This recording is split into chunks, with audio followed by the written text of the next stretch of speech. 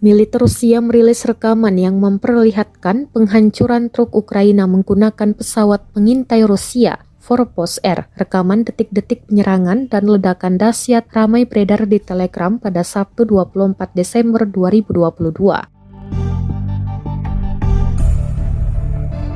Dalam keterangan unggahan disebutkan pesawat pengintai dan serang Rusia, Forpos RO, menghancurkan sebuah truk angkatan bersenjata Ukraina di Donbas. Tidak dijelaskan korban jiwa dalam penyerangan kali ini. Diketahui, Forpos Air adalah salah satu UAV pengintai dan serang pertama Rusia. Perangkat beroperasi pada ketinggian lebih dari 4,5 km. Dengan berat lepas landas maksimum 500 km, Forpos Air dapat membawa senjata pesawat dengan berat hingga 100 kg.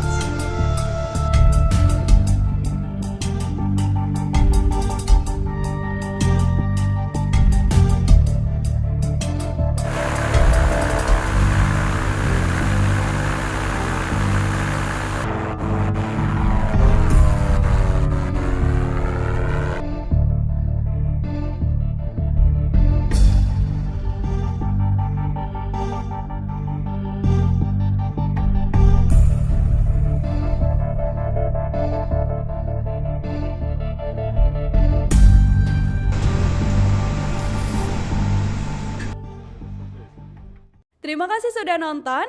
Jangan lupa like, subscribe, dan share ya.